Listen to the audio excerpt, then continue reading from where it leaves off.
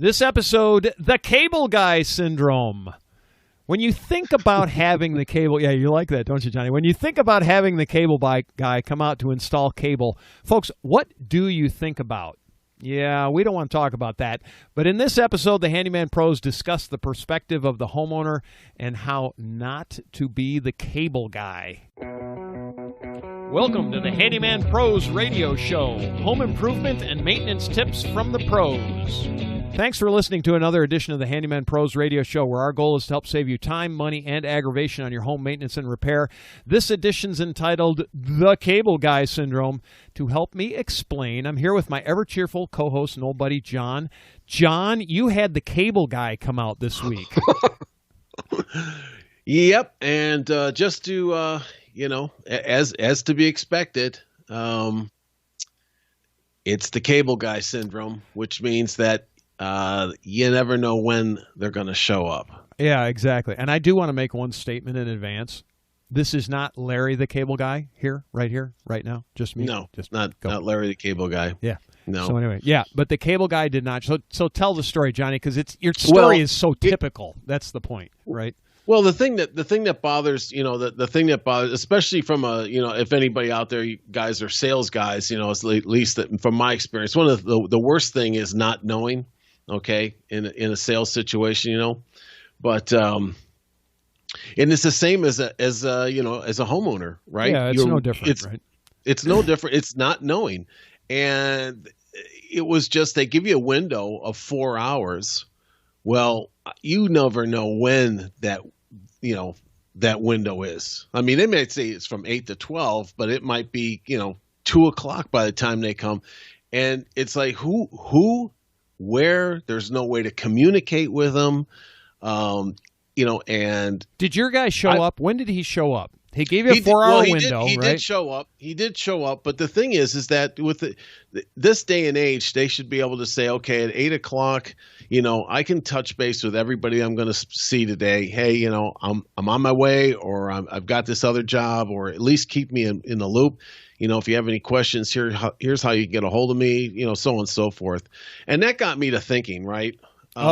This is dangerous. Yeah, here we go. Smelled smoke coming out of my ears. And I said, I'm thinking to myself, why is it so difficult for these companies just to communicate, especially with when they run the cell networks?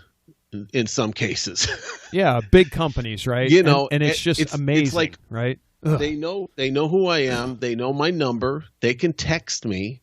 They certainly can call me. And it really is, we tout saving time, money, and aggravation. And this kind of plays into all three wrapped up in one, because I am now, waiting around when I have other things to do. Especially in this job, right? I'm not getting paid if I'm sitting around.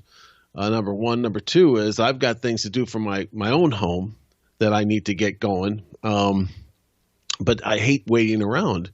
And it would be really nice. Hey, at least tell me, hey, you're running a little behind. You're doing, you're going to be here at 10. You're going to be here at 12. Okay, well, that gives me, at least two hours now to run out to the hardware store to buy stuff, and other than sitting around wondering, Exactly. So, yeah. Like I said, it got me to thinking that it's the same thing in this business. Is that so easy? And we were talking about this before the show. Is that it's so easy to communicate with our prospects or customers. Of just and I think you and I both do it, is to text them. Or to call them, and say, hey, I'm on my way. I'm, running late, or, because we're doing multiple jobs during the day, right? And it's just one of these frustrations that I try to mitigate just by constant communication. And what's the main response that you get back is, hey, thank you for, reaching out to me. Yeah. And so, and with that, we also want to try to kind of help the homeowner understand that part of this is, this show, unfortunately, I guess, or fortunately, depending on your perspective, is largely geared towards our contractor listeners, right? So anybody that's a handyman or is a contractor, we're going to give you just some real basic tips. Don't become the cable guy. It's not the cable guy per se, it's the cable company, because it's not really the cable installers that are generally the issue. It's the fact that their whole system is broken. And this comes from our friend Ryan at the Warner Robins handyman. He's actually Better Home Services anyway in Warner Robins. And Ryan, I was talking to Ryan one day, and he used to work as a cable guy, and he just told me, he said their system is so broken that they almost can't fix it. And so what it is, the reason that we wanted to talk about it was to help both the homeowner and the handyman or the contractor in general understand just some really simple tips about how to not become that. Does anybody out there actually have a positive image of their cable guy? And I think the short answer is no. I mean, I've never had a great experience, unless one time I was number one in the queue, and they said, yeah, we're going to be there between 8 and 12, and he was there at 8.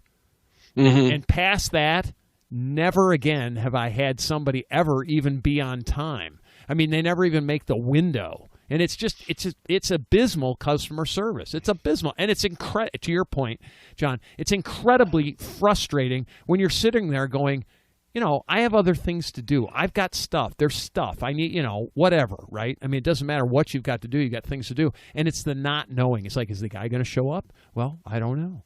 And anyway, so yep. That's where we're at. We're trying to help our listeners save time, money, and aggravation. In the case of a handyman, how to keep good business, how to get good business, right? Really simple, not difficult. I would tell our listeners that are homeowners, if your handyman doesn't have good communication with you, now you need to try to find a new handyman. Do you agree with that, John?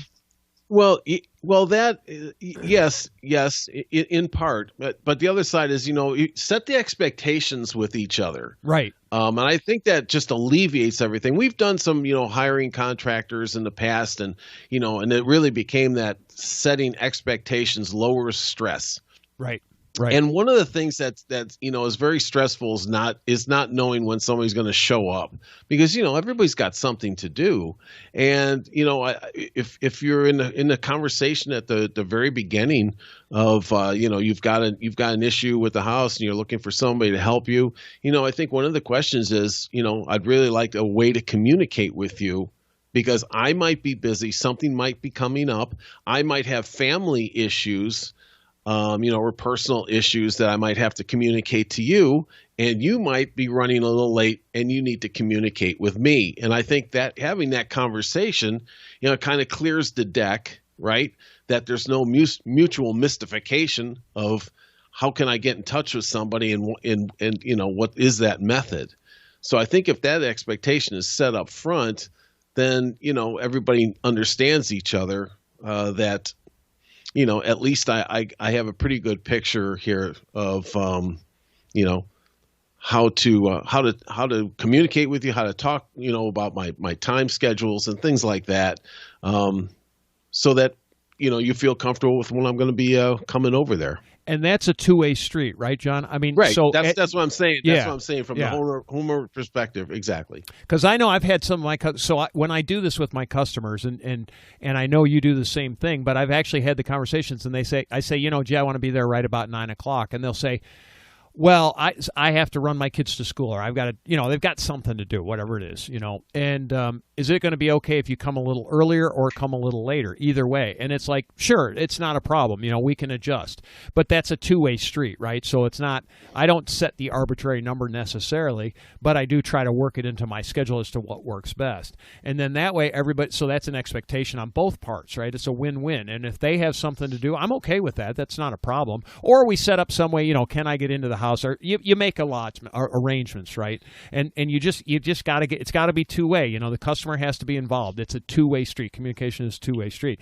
The goal, obviously, is to give you a win-win situation, right? Where the person you get to work most efficiently as a handy person or as a contractor, and or your customer gets to do their stuff in the most efficient way too. So everybody's winning here, at least theoretically, right? Mm-hmm. Right. So it's about communication. Let's just talk, Johnny. How do we communicate today? Well, yeah.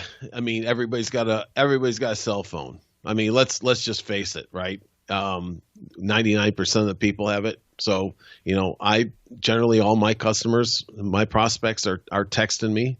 They'll call me first, but after we set up the initial call and go through the questions that we always talk about and things from the previous shows, after that, it's just, hey, text me anytime. And I want to be able to know that I can text you at any time in case something comes up on my end, Sometimes I have to stop by, one of the big box, stores, right, to pick up supplies or something on my way over to the house, right?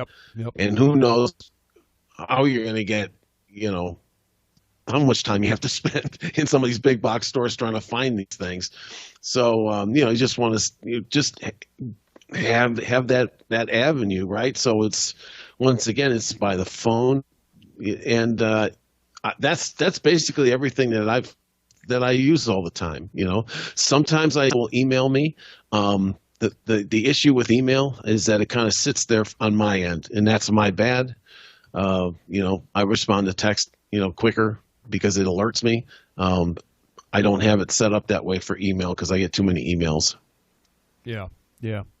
Well, but that's me. The way that we do it here at the Handyman Pros radio show is I ran a really long string between John's house and my house, and we hooked it up to tin cans, and that's how we communicate, right, Johnny, through the tin can and string method. You're hearing it right now. You're hearing it right now. Yeah, that's something like that. And my favorite is, of course, smoke signals. I really like smoke signals because they really work most of the time. Anyway, there's about a bazillion ways to contact. Now, I actually prefer, my process is a little different. I like emails, but my emails are usually several days before a job.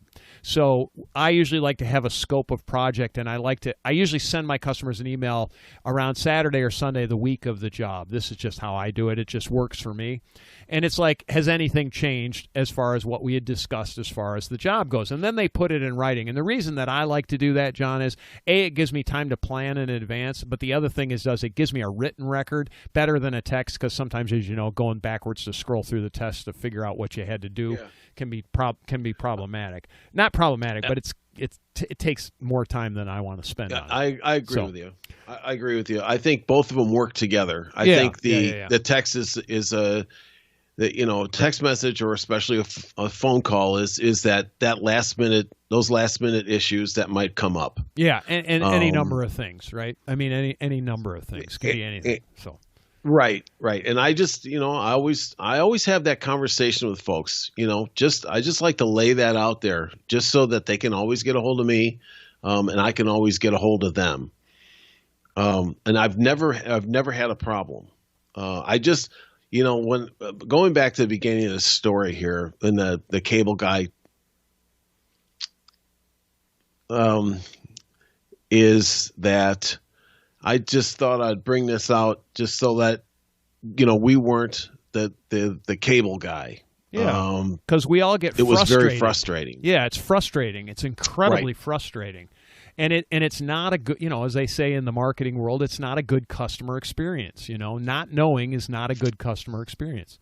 It's not well really. Johnny, what are some resources that we have? We've talked about the phone, right? But what are some other resources that could help our people get this together, right? Get a better communication skills, communication flow going.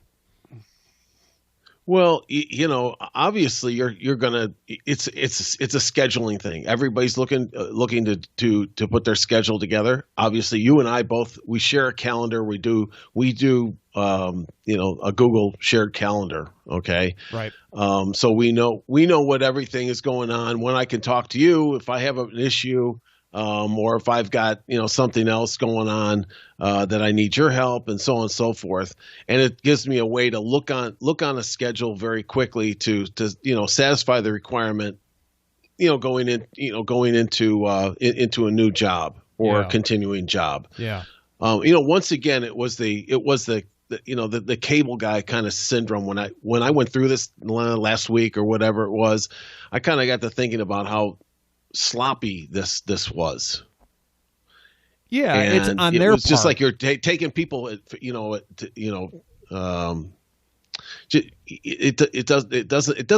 didn't make sense to me. Let's put it that way. Right, right. In today's world, so let's give people our process, right? So we share a Google Calendar, you and I do. What are the advantages? My personal advantage of Google Calendar is it incorporates a lot of different things. It's got a notes description. It's got the maps. So if you type in the map of where you're going to, right? Now the address. Yeah, the address. You put the address into the location. Now you have access to Google Maps, which gives you the ability to get an estimated time of arrival, right? Because if you punch directions wherever you are to wherever you get to, all of a sudden you have a real pretty accurate for the most part. I mean, within a couple minutes usually. And you can say, and people actually appreciate this, Google Maps says I'm 46 minutes out or whatever it is, right? And it'll give you it gives you right down to the minutes. So I really like that. And then the other thing that I do when I fill in a job for somebody, I usually do an invite where I will actually invite the customer so they know I'm coming, right? Which you need their email address for, but that's on a different show. But we've already talked about that. But you get their email address. You can send them an invite. You can put address in. You can write in notes in the description if there's any notes. I also like to put their phone number up in the description. So if it's, if I'm going to John Singer, I don't do it with John Singer, but if it's somebody else, it'd be John Singer and your phone number so that I have quick access to your phone number via I need to call you, right? I have it right there or text you either way. It's right there in that. So that's my process. I've had good luck with it. I find it takes very minimal time, and the organizational advantages to it are great from my standpoint. But I know there's lots of other resources out there, scheduling programs and things like that. But here we talk about saving time, money, and aggravation. Part of that is simplicity, and Google gives you all this stuff for free, and it's pretty simple to use, I think. Do you agree with that, John? Oh, yeah, no, yeah. And to be fair, Apple does the same thing with their maps. It's the same thing, guys. So if you're doing it, if you have an iPhone or whatever, it's just it's the same thing. Just put the address in, and it comes up. And everybody is familiar now with the GPS, and you're absolutely right. Is that it gives you a very accurate time of arrival, and I'll tell people, hey man, I'm in the car right now. It's 20 minutes, I'll be there, and that's kind of I'm going to go back again to the cable guy. It's like it's like, guys, really. Yeah, you have access to all the same stuff we do. That's the part I don't understand. Even more, right? Yeah, even more. Yeah, even more on a publicly traded company. And it's like, it just doesn't make sense. So, I think once again, it's don't be that guy. Set expectations, on both sides, and everybody, I think everybody appreciates that, So we don't know that's kind of what I want. We don't think it. We know it, Johnny, because that's how it's one of the ways we keep our customers, right? Yeah, I mean, I've just never had a problem doing it, and I always took it kind of, like, hey, no big deal. I always have done that, especially being in business. I've always sent, calendar notifications, got on their calendar. I've called them, keep constant communication, and I do it here. And, it's a surprise to people. Yeah. It's like, yeah, really? It's like, okay, whatever, So it was one of those things. I just wanted to kind of address that. Well, John, I just got a Google notification asking about the abduction, and it was for next Friday night. It came through my Google thing. So I'm getting abducted next Friday night at 12:42 p.m. on this small road in northern Forsyth County. I'm just saying, Good luck. Good luck to you. Let me know how that goes, will you? I'm hoping I get to take the spaceship apart. Maybe I don't want to know. Maybe I don't want to know. Matter of fact, yeah, check that. I don't want to know. All right, folks, if you like our show, please tell your friends and neighbors, bad jokes included, all this stuff. I know you all think this alien thing is a little bizarre, but we do too, but that's actually why we do it. We kind of have a whole lot of fun with it because most of this is just made up as we go. Like I had no idea I was going there. It just seemed like a good segue. But anyway, if you would, please share this show with all your friends and neighbors. And too, if you have any questions, send us an email, questions at Handyman Pros Radio Show or at handymanprosradioshow@gmail.com. We do love the feedback from y'all back and forth. We've updated our website. It's handymanprosradioshow.com. You now can get feeds of all the current shows off of that website. Just go to the podcast page, and we are on Facebook as well at Handyman Pros. We want to thank you for listening. We'll see you next week on the Handyman Pros Radio Show.